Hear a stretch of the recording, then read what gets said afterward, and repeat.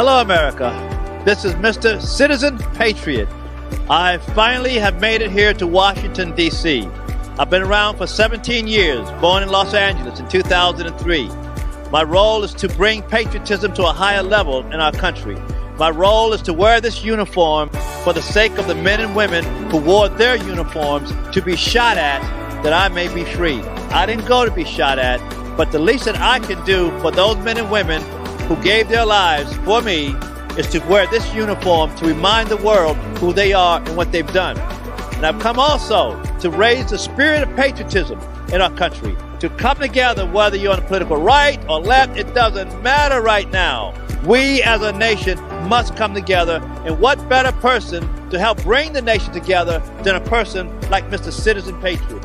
And for more information on Mr. Patriot and how to get in touch with me and participate in this new awakening of American patriotism, go to mrpatriot.us. Get involved with this new American patriotism that we're bringing to you today. Hey, good evening, everybody. Shalom, shalom, shalom. I hope you had a nice weekend with your Easter festivities with your families. And those of us who are Jews, we practice Passover. We call it Pesach. Passover simply meaning that when the death angel went through Egypt, according to the scriptures, seeking the firstborn to be struck dead because that Pharaoh refused to let God's people go, God said, all right, I'm going to send a death angel to shake you up. And the Lord told Moses, now you tell the people, get a lamb without blemish. You watch that lamb for several days. You watch it. And then on a certain day, you kill that lamb. You clean it. You take the blood, and you take the blood of that lamb, and you wipe it on the right and the left side of the doorpost and over the top of the doorpost. Some people say it makes a sign of a cross. But as you remember, John the Baptist, when they saw Hamashiach, Yahusha, Jesus, he said, look, behold, the Lamb of God that takes away the sin of the world. See, he protects us from death, from that second death. So that's Pesach for us. Now, thank you all for coming back to another, boy, it's going to be a hot one tonight, another hot episode of Your Power Weapon. And remember now, weapon is in quotations because we don't want the CIA and the NSA and everybody else out there taking a look at us. We don't want them to think that we are talking about violence as a way to rectify our 403 years of unrequited injustice in America. Nah, we use the weapon of our mind, and we load that weapon with that right there you see behind me, the 14th Amendment. The 14th Amendment, which is the manifestation of the Civil Rights Act of 1866, people. The Civil Rights Act of 1866 is the law, the law that granted your ancestors who were freed from chattel slavery citizenship, and not just a citizenship like the immigrants get when they come here, according to Article 1, Section 8, but a citizenship that had super citizenship qualities, where we could do things that no other citizens can do in this country, not because we're black, but because of the way in which our ancestors was brought into this country unwillingly and, in fact, shackled in chains. See, we didn't ask to come here. They brought us here. Everybody else come to America legally or illegally, folks. They come willingly, and they suffer the consequences of their decision from one generation to the next. We didn't come here willingly. And because we didn't come here willingly, everything was stacked up against us, beginning with our minds. We did not understand what was happening to us. It was happening so fast and so cruel. And we were confused. And all we could do was learn our master's language and learn his ways and want to be like him because we thought that that was what he called freedom. See, but our whole mindset was gone before we came on tonight, I was talking with the brothers, the engineer Smoke and Keith Hardeen and Ken Unicorn White. They're gonna come on in a minute and introduce themselves. Just say that they're here. And we was talking about the mind. Black people in America, well, most people don't know who they are, but black folks, we really got a bad case of it. And you can see it's manifested in the way we behave ourselves and how other people treat us. I digress. But Mr. Citizen Patriot, that's my guy right there. If anybody is to be patriotic in this country, and it's so ironic that a black man would don the colors of the oppressor. Why am I like that? Why is he like that? Because as a slave, we were able, thank God, to look through the oppression and see our hope in this land. That's why so many of us went to war for this country. We never started. Black folks never was involved in negotiation with Europe or the Vietnamese or the Koreans or the Chinese or the Russians or anybody else. But we were there and we suffered and we died with our white brother. And so therefore, we are the most patriotic people in this country. And unfortunately, we have been run over and pimped by a bunch of so-called African American civil rights leaders, which we can also talk about tonight, that really robbed us of our ability to enjoy what is granted to us in America. 95% of us are patriotic, and we're gonna bring all that out because there's a wonderful movement happening. Hey, go to your tell everybody about tell all your friends about Your Power Weapon on urbansmartnetwork.com. Put us on your social media. Talk about us, because we talk about a lot of pretty heavy things here, as we are going to do today. urbansmartnetwork.com. Go to Facebook, go to Twitter, go to whatever you use. Go there. We're here every Monday night, 7 o'clock p.m. Pacific Coast time, and 10 o'clock a.m. 10 o'clock p.m. East Coast time. All right, this is Ted, host of Your Power Weapon on Urban Smart Network. Let's take a visit and let's talk with real quick. Keith Hardeen, come in and say something to the audience, brother. Hey, everybody. It's good to see you and good to hear you. Well, I can see you. I can see Ted. I see all of it. I hear you guys. We see you. Yeah. So, I'm really, this is a very nice topic here. I like to listen in and see how it goes, and also maybe give a little bit of insight from my perspective. Well, you're always good for that, Keith. You're always good for that. Folks, I've been knowing Keith Hardeen since he was a little kid, man. In South Central. A little nappy head boy. But I didn't know he grew up one day to be a martial art expert and a teacher.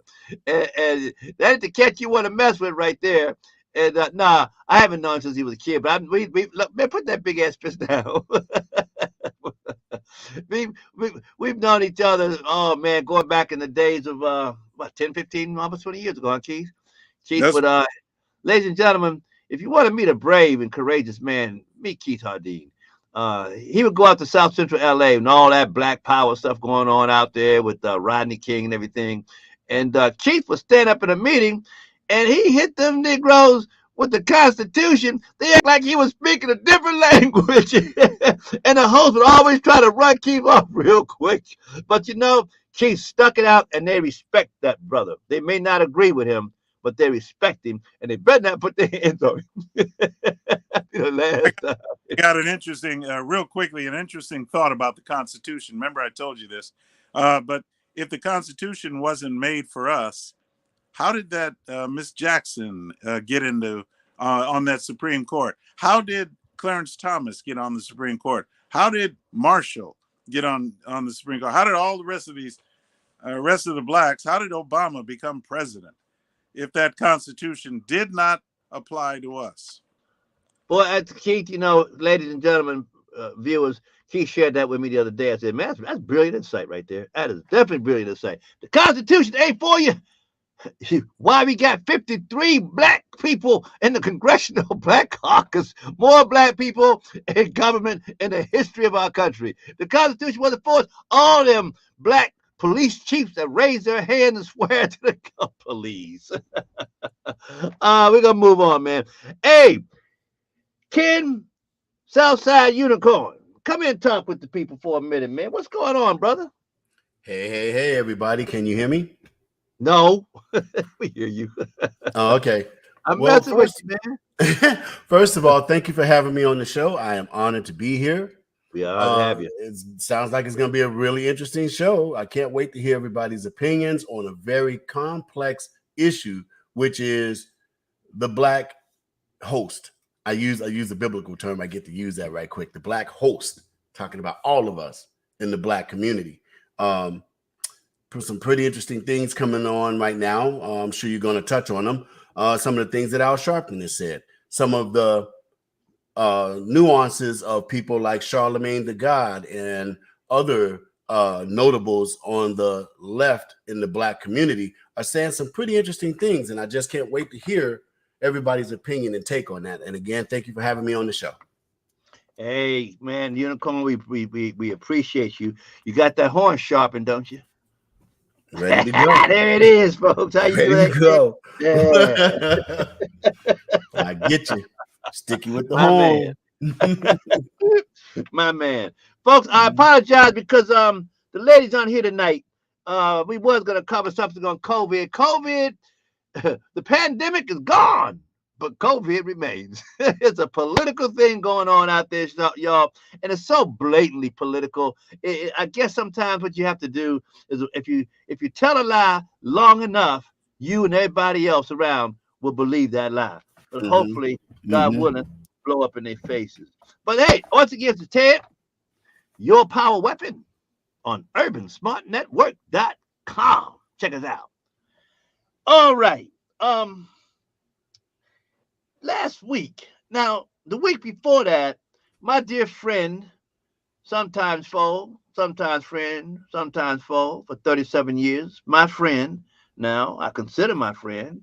You know, I respect her for her age and for her office. I don't respect a lot of her policies and political views because a lot of her policies and political views over these decades is one of the reasons why we black citizens are in the trending towards total doom in this country because of her policy. Maxine was a part of that. Maxine and all those civil rights, so-called African Americans, have been, I believe, the greater demise of our people than the actual white man has. So someone was saying earlier that they've got more support and help from white folks, acting like more like black folks, and black folks acting like the white racists towards black folks. You know what I'm saying? So Maxine came on last week and she told a bunch of homeless people who was upset behind some false information about housing and voucher rates and whatnot, affordable housing. She told them people, see, she lost her cool. See, and she's drunk with power as it is, like a drunk person get angry. She lost her cool and said, y'all go home. Ain't nothing here for you there. Go home. They chased her up out of there. Now, there's another fella 1 week later who came out on MSNBC. He's one of the regular contributors over there, Mr. Al Sharpton. And he said something that you, Ken, and Keith, and us have been talking about for quite a while, how black folks been duped by the plantation of the Democratic Party. It's enslavement of the mind. Instead of using that mind as a weapon for freedom, they've used that mind to lock us further into slavery. Now, Al Sharpton said something the other day about the so-called limousine liberals. And I want y'all to hear what he said, because basically he said it's because of the policies, the socialist liberal policies of the Democratic Party is why black citizens are in a woeful state of condition that we find ourselves in. Mr. Engineer, would you run that tape by real quick, please? And then we're gonna have a little comment, and then we got a special guest coming on right after Al Sharpton. Go ahead, man.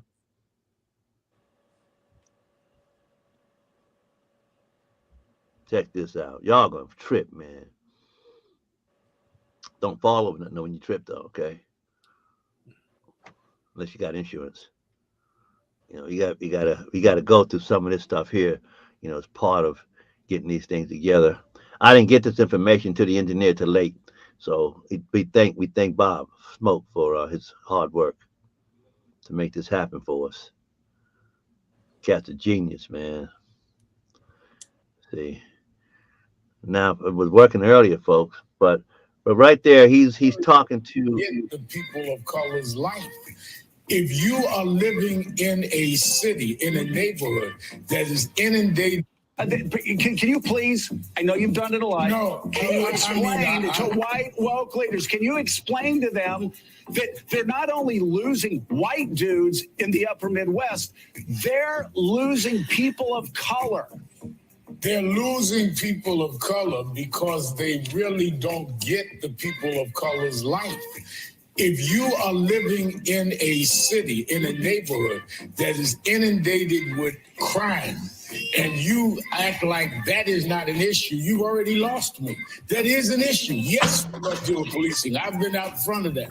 But you cannot ignore when 12-year-old kids who's somebody's niece and neighbor is killed, and you act like that's a non-issue because you're too elitist to live on the ground.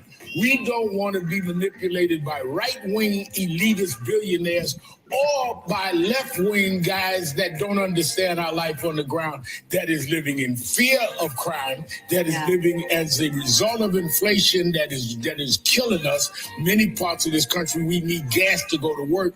These beltway elitists, these limousine liberals here in New York, don't live in the real world, and blacks have to, and browns have to deal with the real world every day, and we don't sit in crowded subways reading left-wing or right-wing propaganda. Ooh, let me get out. Let me get out the cologne. Let me spray. Al Sharpton. What he do, man? Run to Jesus, man. I'm gonna get it from the unicorn. Whoa, my gosh, man. Talk to us, Unicorn. What do you think of that, man? What Al Sharpton, is he converted, or is he just playing a game, or is he like scared because he see black folks by the masses are waking up thanks to old Uncle Joe, who said, if you don't vote for me, you ain't black. What's going on, Unicorn?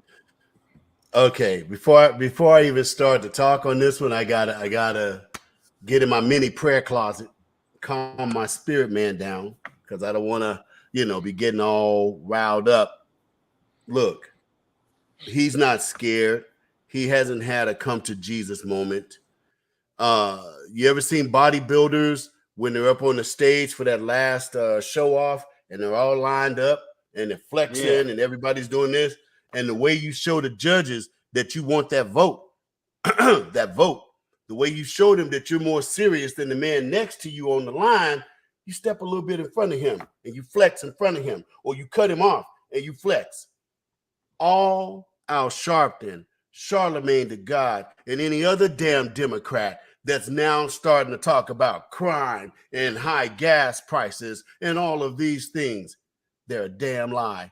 We had better not make the mistake of letting them greasily slide from what they've done. They've killed people. They've made people lose their businesses. This is the man who reigned President Trump every day. This is the man who said absolutely nothing as Joe Biden got closer and closer to the White House. The biggest mistake, America, forget just black people, the biggest mistake we're about to make is celebrating them as the chameleon changes its color. It's still a damn chameleon. It's still trying to hide. And I'm going to get off of it real quick, but every 14 years or so, these damn bugs come crawling up out the ground. They make a god-awful sound, and they're ugly as hell. Their season is about to pass. The wicked, evil Democrat, the come to Hymietown, racist bigot like Al Sharpton, their season is about to pass, and they can sense it like any creature does. So what they're trying to do now is burrow back into the ground and become quiet and become harmless or held harmless until the next time they can come crawling up out the ground. No justice, no peace. When do we want? What do we want? Dead cops. When do we want them? Now. Who should ever forget that? Pigs in a blanket.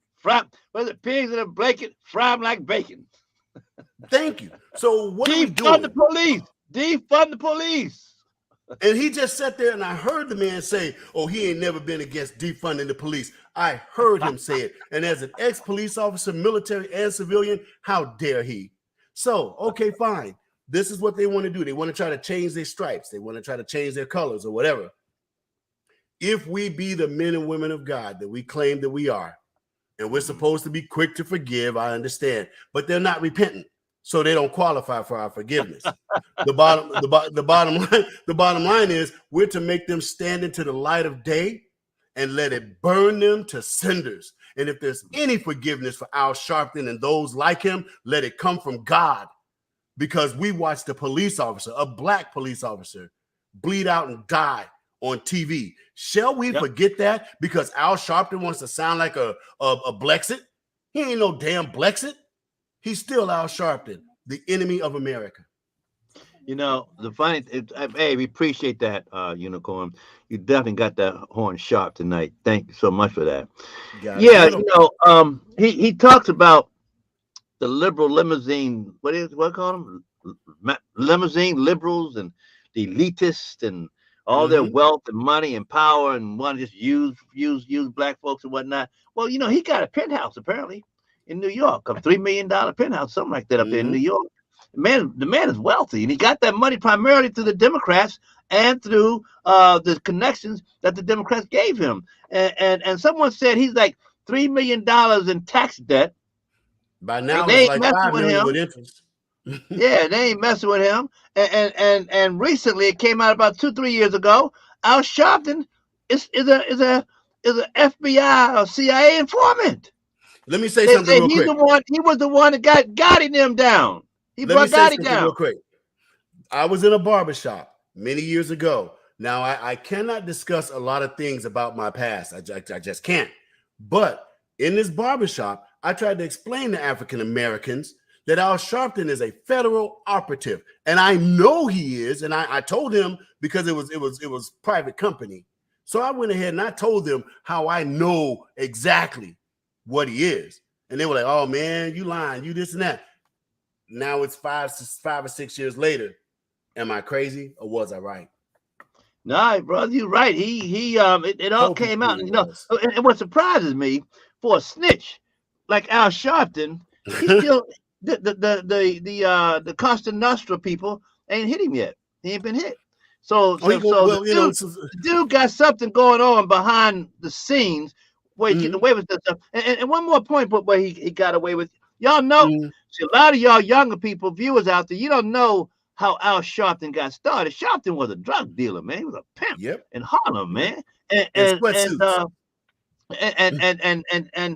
was a pimp. And then he got famous when he took on this case for a young black lady by the name of Tawana Brawley. And Tawana Brawley came home one night, real late. And her daddy said, "Girl, where you been?" He said, "Daddy, some white boys jumped me and put doo-doo on me and put me in a plastic bag." And they said, "Well, let's get Al Sharpton." Al Sharpton came out and he went to hooping and a hollering and a racism and a this and a that. And after he got really famous behind this case, come to find out Mr. Tawana Brawley was lying the whole time. And Al Sharpton got sued over that. But he didn't have to pay. He's still walking free. And people still take him as a serious person when he got to where he at based on a flat out lie that he never ever acknowledged and apologized for. He ruined people's careers, man. Al Sharpton did that. Tawana Brawley, the reason why she did that, because her father was really strict. Rightly so. It wanted that young black woman in the house before some brother out there raped her, beat her, killed her. Okay, and when she realized she'd been hanging out too late, she could get a butt whoop. The pumpkin left without her. She told that lie, and that's how Sharpton. Ladies and gentlemen, do your research. Do your research. Keith, what you got about that, brother? Man, I'm telling you, this is very interesting. But Sharpton, I have no interest in. I don't even try to figure out whether it's true or not about him. That guy's he means nothing. It means, he's irrelevant to me, period. So whether all this is true or not is irrelevant to me. But hey, it's interesting what you guys have to say about him. Yeah, Al Sharpton knows me. He know, hey, Al, people listening to this, man. What's up, brother? He knows me, and he don't like to talk to me though. He won't sit down and talk with me. We've tried, and I remember a few years ago, back around 2011, somewhere in there, to 10, I don't know. Check it out. He was leading illegal Hispanic Latinos who are here legally as immigrants in a civil rights march, telling them the 14th Amendment belongs to them. And we, about 10 of us, got in the van and we drove over there to Phoenix, Arizona. And he had this big old rally. Him and Danny Glover was there. And they led these people down to the state capitol, held a rally. And I stood just to the left of him, to the right off the stage. You know, that brother would not walk over to that side of the stage. And he kept looking at me. I looked at him. I could embarrass him, but I'm not that kind of person. But look, man, there's another guy. If you think Al Sharpton, whether he's sincere or not, I think he's changing because black folks are waking up, and he's got to go where the sheep go. See, he's not a leader. He goes where the crowd go, where he thinks the crowd's gonna go. But Al Sharpton ain't the only one that said this. There was a young cat, man. He got assassinated, like Martin Luther King and Medgar Evers. His name was Malcolm X. Malik. I'm sorry. It's Malik El-Hajj Shabazz. That's his Muslim name. Oh yeah, look at this, Reverend Rat. Al War, see, War Y for FBI versus mob. And I don't understand why the cat's still walking around. If it's been anybody else, they would have been with the fishes. See, so this cat is, I don't know, man, something about him. But let's, hey, Mr. Engineer, can we run Malcolm X and let's hear, hey, now listen, all y'all conservative, if you're watching this now, it's gonna get your mind blown, okay? You've never heard this before. This cat that y'all think is the boogeyman, Malcolm X. Play him, my brother. Play these clips, y'all. There are many whites who are trying to solve the problem, but you never see them going under the label of liberals. That white, there are many whites.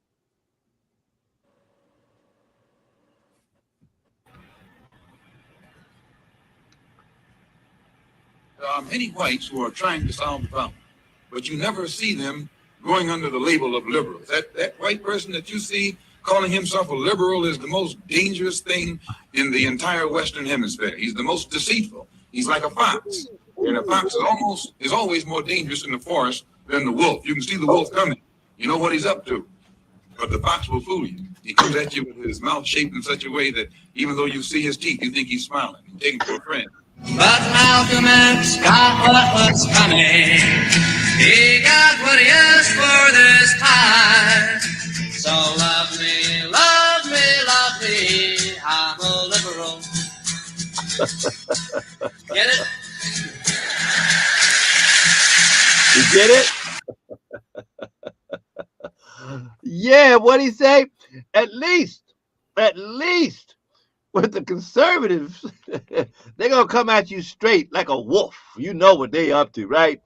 But these foxes come at you, man, and they'll holler black this, black that. We gonna work with the peoples of color. Man, they are the worst thing to happen to us other than ourselves. You know, I didn't get hip to the liberals until I think it was like in my late 20s. I got hip to them. I was a Democrat because I was born black, right? And I went to an event up in Newark, New Jersey. I was living in Pennsylvania, so I drove up to this event because they wanted black folks to come out to this event. These liberals, what we gonna do to make black people's lives better, right? And so we get there, and one or two of us are black in the room. Everybody else was these young white people. And we tried to share our points of view. Did you know they wouldn't let us speak? And I said, whoa, wait a minute, something's wrong here.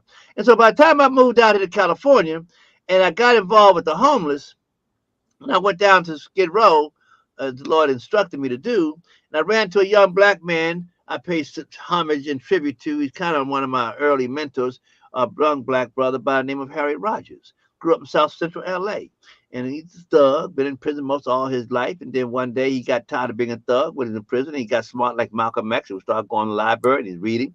And he came across the nuclear freeze movement out here in Santa Monica. And he came when he got out. He looked for these liberals. He fell in love with liberals. And then because he stank and they wouldn't let him use their house to get a shower or bathe, and he had to sleep outdoors homeless. They got tired of him because he was, he was a very uncouth brother, but smart. And they said, why don't you go downtown and work with the homeless? So he loved liberals so much. He said, okay, I'll do anything y'all tell me to do. He went downtown and started working with the homeless. Them liberals down there, them socialist liberals, they like to wore that brother out, man. Wore him out. By the time I got to him, he was talking about how much he loves these liberals. I said, brother, you be careful now about these liberals because they'll drive you freaking nuts, man. He didn't want to hear it. He didn't want to hear it. Well, what happened was they did drive him nuts. They drove him so far left he became a communist. When he became a communist, he realized that they also had a bad attitude toward us black folks. And Harry Rogers, he got so frustrated out there with this mess. He lost his cool one day and got into a physical confrontation with a professional knife fighter. And the brother cut his throat, killed him. And the guy walked because Harry was the aggressor. And I've had to watch myself. I have to watch out there because I got into a few scraps. I had to toss a few brothers up and down in the streets, and then I had to apologize because that's not becoming of me. But I'm lucky that I didn't get myself killed out there, and like Harry did. Harry just forgot. So, but nonetheless, the point I'm making is these liberals drove that young black man nuts. And that's why I'm not downtown as much as I used to be, primarily because them liberals was doing everything they can to undermine this black man from putting forth a strategic national comprehensive plan to eradicate homeless, of which black people are the predominant population. You would think they would have got right behind me. No, they did not. No. Why would they do that? Why would they do that? That's half the problem that the African American community has failed to understand, that the immortal words of Malcolm X, which you could play it any day of the week, it would sound as if though he said it just yesterday, political chumps, traitors to your race. Why would a white liberal help an intelligent, free-minded black man help his people?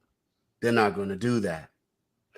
The greatest way to expose a person's character, especially and like you said, the American black, as we talked about before the show began, we have a lot of issues. We got a lot of stuff we got to fix. But just real quick, if you wanted to embarrass a person at a cotillion, say a formal dinner party or anything like that, right?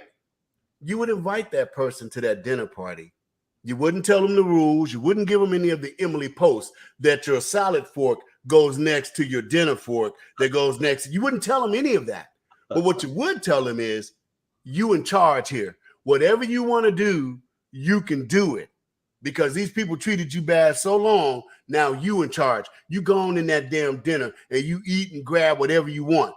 Well, sadly, that person's going to walk in there and they're going to grab the mutton. They're going to grab the rolls and sit there and just eat like a pig. Now, those people in that dinner, they're no longer going to have empathy or sympathy or regard for you. They're going to have disdain for you. They're going to be repulsed by you. And so what the white liberal has done, no more criminal consequences. Nobody goes to jail anymore. You can steal up to $950 a day and you all right. We're going to put the most disqualified people in the Supreme Court, wink, wink, because, if she's a female, she's at least black. And so what they've done is they've invited us. Well, maybe not. Well, she may not be black either. Well, yeah, there's a lot of that going on. So, what you're saying, Ted, I'm sorry about your friend losing his life. But again, and I'm sure Keith will come back behind me on this.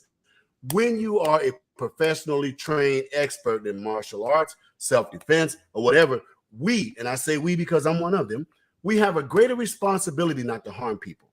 You know what you can do. So the guy that killed your friend, they cut his throat and just watched him bleed out. I'm sorry about that.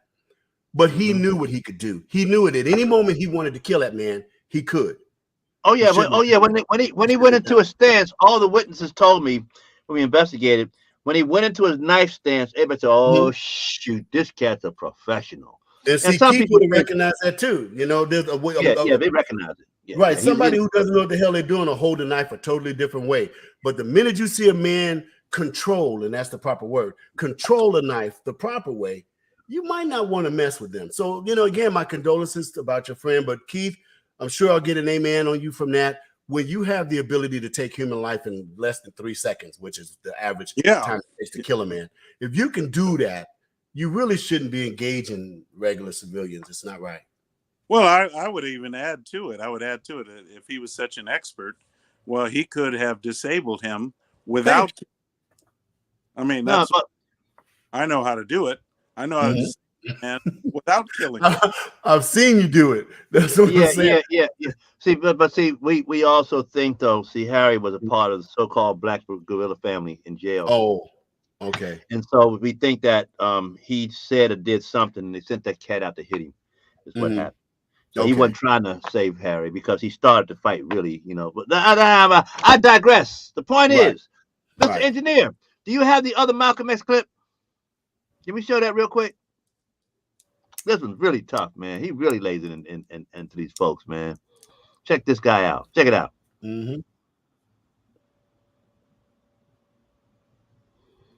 Game of power politics here in America. The Negro, namely the race problem, integration, civil rights issue, are all nothing but tools used by the whites who call themselves liberals against another group of whites who call themselves conservatives, either to get into power or to retain power. Among whites here in America, the political teams are no longer divided into Democrats and Republicans. The whites who are now struggling for control of the American political throne are divided into liberal and conservative camps. The white liberals from both parties cross party lines to work together toward the same goal. And white conservatives from both parties do likewise. The white liberal differs from the white conservative only in one way. The liberal is more deceitful, more hypocritical than the conservative. Both want power, but the white liberal is the one who has perfected the art of posing as the Negro's friend and benefactor. And by winning the friendship and support of the Negro, the white liberal is able to use the Negro as a pawn or a weapon in this political football game that is constantly raging between the white liberals and the white conservatives. The American Negro is nothing but a political football. And the white liberals control this ball through tricks or tokenism, false promises of integration and civil rights. In this game of deceiving and using the American Negro, the white liberals have complete cooperation of the Negro civil rights leaders. Who sell our people out for a few crumbs of token recognition, token gains, token progress. Ow! Ow! Yep. Ladies and gentlemen, that was good. That was said back in 1962. May as well have been said in 2022.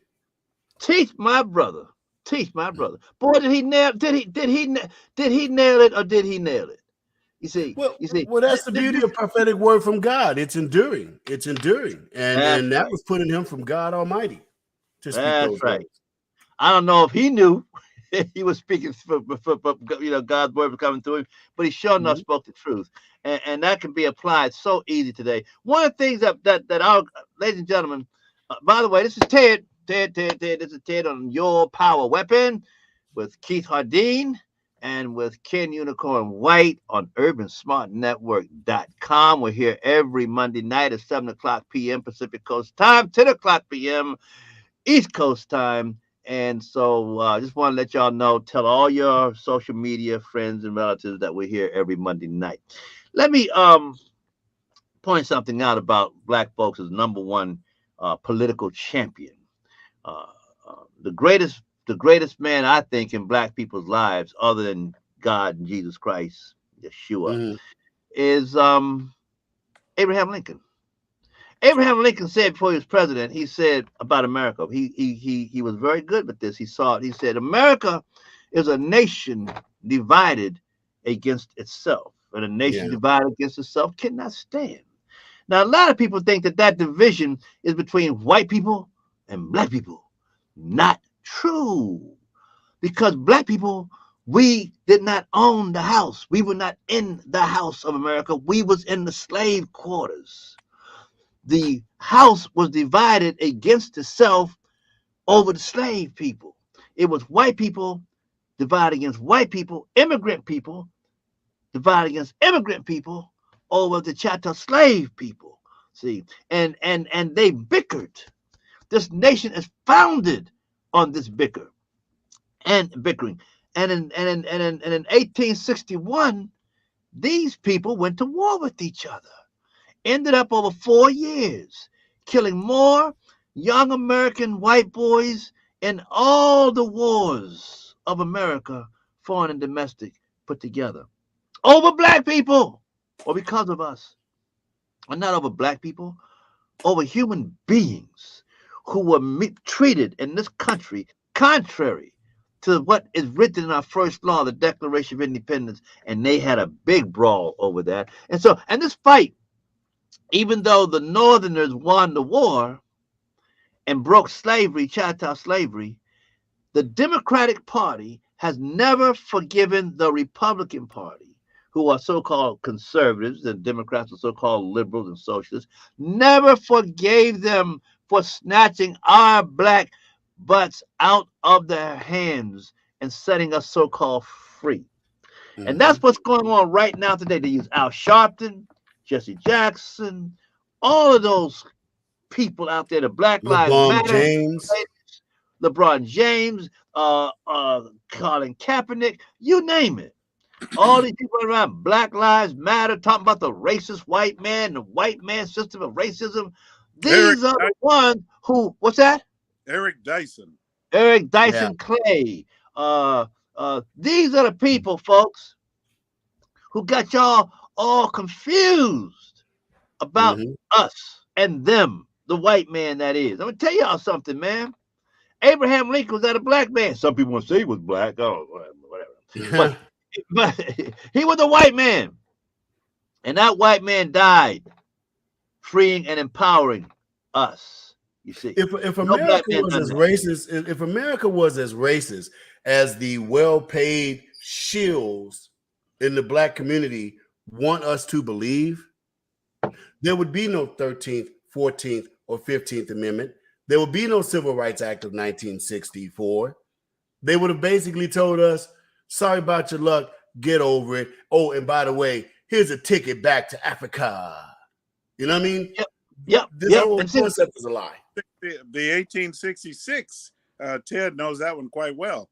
1866 Civil Rights Act. Right, Ted? That was, ladies and gentlemen, the 1964 Civil Rights Act, which has happened about 58 years ago, that law, that was not the first civil rights law. Everybody goes back to 1964 because we got to integrate with white folks and whatnot. The first civil rights law in 90 years of America's existence, from 1776 to 1866, 90 years, was our citizenship. That was the first civil rights law. The citizenship of people who were chattel slaves and also what they call freemen, black men and women who were not slaves in this country and had gained their freedom through other means. Nonetheless, it's primarily for the chattel slaves. And when you go to my website, go to the 14th digital 1 digital 4 th the14th.com. Go look at my website there, and if you want, go over to video. .us. I'm sorry, .us. My bad. .us. That's the 14th.us. You go, and if you don't read a lot, just go over to the videos, drop down, and see all of my 2, 3, 4, 5 minute videos explaining this law in detail. And this law is so powerful, ladies and gentlemen, brothers and sisters, that when the president that took over for Abraham Lincoln after they killed Lincoln, a guy named Andrew Johnson, turns out he became the first president of the United States to actually be impeached. He was able to keep his office, but he was impeached. And the reason why he was impeached was because he was resisting the full and complete freedom of the chattel slave people. When the 14th Amendment Civil Rights Act of 1866 came across his desk, when he carefully read it, and I challenge all of you, go read what Andrew Johnson said about the Civil Rights Act of 1866, why he vetoed it. He vetoed it because he said, essentially, he said it gives too much power to black people or the free slaves over white citizens. That's what he said. And of course, he got in trouble for all that. The point I'm making is that law has so much power. It was designed as a super citizenship for us to not supersede our white brothers and sisters, but to run and catch up with them. It's like it was reparations 1.0. It was the first reparation statement. And Martin Luther King, if y'all go look at Dr. King's speech, in the very beginning of his speech, he talks about something called the promissory note. And that promissory note, he said, upon taking it to the Bank of Justice, you can get anything in this country that you so desire for your actual freedom. And when I asked his schoolmate friend who passed away a few years ago, Marion Woods, he went to school with Dr. King, and before he passed away, I asked him, I said, sir, when Dr. King and y'all hollered back in 1963, promissory note, were you talking about the Civil Rights Act of 1866, the 14th Amendment? He said, young man, that's exactly what we was talking about. But being young ourselves, not knowing what we had, we were not able to actually walk it out. So, folks, here's our opportunity. Al Sharpton is fallen. Jesse has already fallen. All these African Americans now are sitting around talking, man, what are we gonna do about Al, man? He done spilled the beans, man. That means we gotta come out and we gotta shoot. If we're gonna stay popular with black folks, outsmart, what we gonna do, man? You see, they're all falling, Ken. They're all falling, Keith. They're all falling, viewers. As they should. We cannot allow it to continue. Hold on 1 second. God is delivering them into our hands. Go, sir. Go ahead. Well, thank you for that. And thank you for, having me on the show again.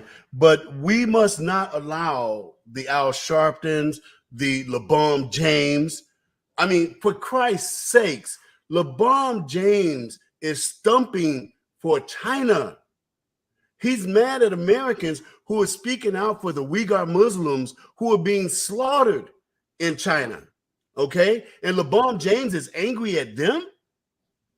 The only time you hear from LeBron James is if a white cop puts his hands on a black human being. But as it happened in Chicago, there are now 700 dead young black human beings up to this point right now. And this is only what, April? No. 700. Really? And not one word out of LeBron James. Black Lives Matter, brother. Black Lives Matter. Well, speaking of Black Lives Matters, they're under indictment right now because they're taking the money, the blood money is what I call it, using these young people from Ferguson on down to get these donations. And now they are under indictment, or probably looking at like 20 years in prison because they've taken that money for personal gain. These vultures, these son of guns. And that hurts the rest of us. When I'm out here trying to do things, and now these white folks look at me like I'm crazy, man, because of what them sisters did. You know what I came up with the other day? I make a little pin, y'all. It's called, Black Lives Matter, BLM. Guess what I came up with? Black Lives Money. Black Lives Money. Black Lives Money. Black Lives Money. And that's what Malcolm X was saying. He was saying basically these white liberals with their lackey African-American, Negro, civil rights leaders are making money off of us. LeBron James, he is a branded slave, man. He The think dude, he rich. That boy ain't got no money. He's just nigga rich. and here comes the trick that LeBron James does not understand. Real quick, I know we're running out of time for the show, but I want to make this point. LeBron James got all these millions and millions and millions and millions and millions and millions of dollars, right? I would ask you, and I'm saying this to all the LeBron James fans right now. That's why I'm looking directly into the camera. You just need to go down to Venezuela and realize that a loaf of bread costs $5 million, okay? So when they're ready to make him the broke joke that he really is, when Xi Jinping has had enough of LeBron James, it's on and popping. We need to stop following these fake black leaders. And you know, one of the reasons why, folks, our people have been so duped, and I understand. Don't misunderstand me. We have suffered through systemic racism. There's no question about that. It's just a matter of who's practicing it and who's trying to, stop it. But you know, if you're out at sea, you're shipwrecked, and you're hanging on to a beam of wood, and that wood got splinters all under your arms, and it's just cold, and you're bleeding and hurting. And then somebody comes along on a boat and they say, "Hey, let go of that beam of wood, man. That beam of wood is abusive to you. Will you let go?" No, you ain't gonna let go. Why? Because you have nowhere else to go. That's all you got. But that person says, "Hey, let go of that beam of wood. Here is a life ring. Grab a hold of it, and I'm gonna pull you on over here to my boat." You're gonna let go. Up until now, our people, since the passing of Martin Luther King, have not had strong leadership, constitutional directed leadership. Now is our time, because the wheat had to be removed. It had to be exposed. And the Lord has exposed Al Sharpton for what he is. Now black folks all over America feel free enough now to actually criticize that brother and realize that they have been duped. And not only have Al duped us, but all the African Americans over there in the CBC, they have duped us. They took advantage of our wound and gaslighted the white man who was stuck with his white guilt self, not finishing his work, and he submitted to that stuff. Yeah, put it this way. I've been if you want to call me a hater, I guess that's the proper word. I've never been down for Al Sharpton. I've never been down for Jesse Jackson. I grew up on the south side of Chicago, and I watched Operation Push come to my park, and all we got from him was a balloon and some hot dogs, and a nice speech. That's about all we got. And no condoms, so just no condoms. No condoms. But real quick, let me just say this. I wonder if this would really hit home if people made the connection as to why they have mistreated President Donald J. Trump so badly. The reason they mistreated Donald J. Trump the way they did is because he's one of those white men who was really going to help the black community. So they treated him as if though he were black too. You know what? They basically assassinated his character like they assassinated Lincoln. You know what Donald Trump said? It got my attention because I'm not a Trump fan, still not a Trump fan. But I voted for him twice. Fan, I understand. I voted for him twice because I listened to what the man said. And one of the things that got my attention was he said, Abraham Lincoln, black folks, here comes the code now, is my #1 presidential mentor. He said, in fact, I want to be greater than Abraham Lincoln. I want to finish what Abraham Lincoln was cut off from doing. Oh, that scared the living urine out of the... Watch this. If Abraham Lincoln took the chains off of black people, President Donald J. Trump was trying to free the power weapon. Yes, his job was to finish the freedom. Our bodies were free, true enough, but not our minds. President Donald J. Trump was trying to free our minds. Let me tell you. You know what was amazing? I like what Kanye West said. Kanye West was an interesting character. I don't pay a lot of attention to him, but something he said that really really got me. I don't know. Remember when he sat in the White House with Trump, right across from Trump? He said, "This man is like a father image to me." I mean, he said that, and it went out nationally. For a black man, a young black man like him, to say that Trump was like a father to him. The way he just his manliness, and that meant a lot to me because I grew up without a father too. I grew up without my father, and so that's exactly the way I feel about Trump. is that his manliness is something that I connect with. That's something I gravitate towards because he's a man's kind of man, a manly. Well, no doubt about and also though, he spoke the truth about black people and the Democratic Party. He's the first white Republican to actually call the Democrats out. What do you have to lose? Exactly, and they knew it, and they knew Trump was no racist, man, but they had to go at him like that, you know. Yeah. But Trump is when he said, I want to finish what Abraham Lincoln started. I think that was kind of like the last straw. And that's why they're bringing all these illegal aliens into the country to hopefully to flood us into oblivion and into a because the white liberal is still stuck on one thing. He does not want the black man to rise. That is not part of his plan. So they would rather give it to a whole new diaspora of people. There's over 25 million illegal aliens in our country. President Biden is about to get rid of is it number 42 or item 42? Yeah. When he gets rid of item 42, if the black community can't grasp even one simple thing, they better get this. Where are those people going to go? What jobs are they going to take? Coming in your neighborhood. What apartments are they going to rent? You better coming to yours, black folks. They're coming. Black, hey, Chattah slaves.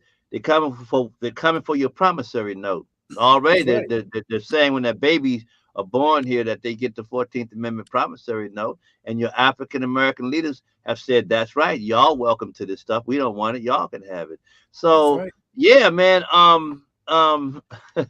Things are really, really shaping up, and I just want to say in the final words we got left here that it's not just the liberal blacks who are selling us out, but it's also, and to my opinion, the conservatives. And frankly, they're worse because they claim to know God. They claim to be righteous. They claim to know these things.